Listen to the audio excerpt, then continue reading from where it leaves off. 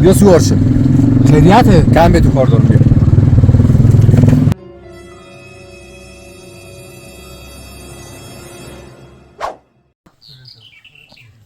خیریت باشه خوبه مر به اینجوری. یعنی شف کنم یا نه هم تو مستقیم شفتالو کنم؟ یعنی چی؟ تو چیزی شفتالو کنی؟ منظورم اینه که شف کنم یا نه هم تو مستقیم برم سر اصلی مطلب. یاره نه هم تو مستقیم بره سر اصلی مطلب. من نیت دارم زن کنم. زن میکنی؟ نه شوی میکنم. ها دیگه زن میکنم. یعنی چی؟ تو که زن داری باز زن میکنی؟ ها دیگه کار بعدیه؟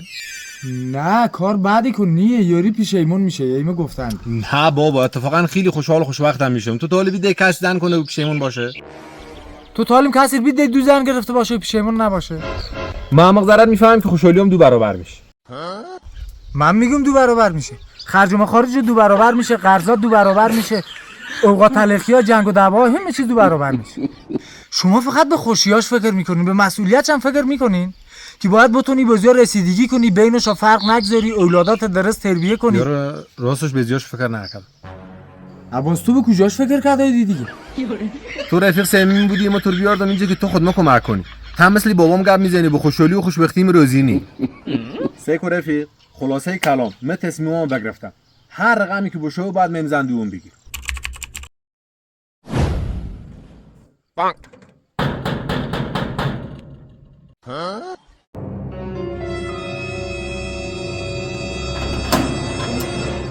بانک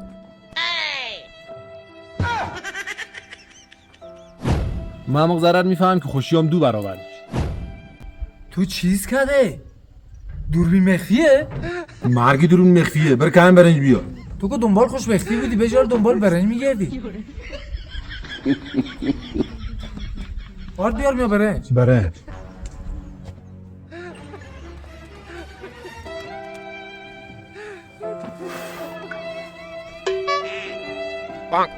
هم مقدر یاردی؟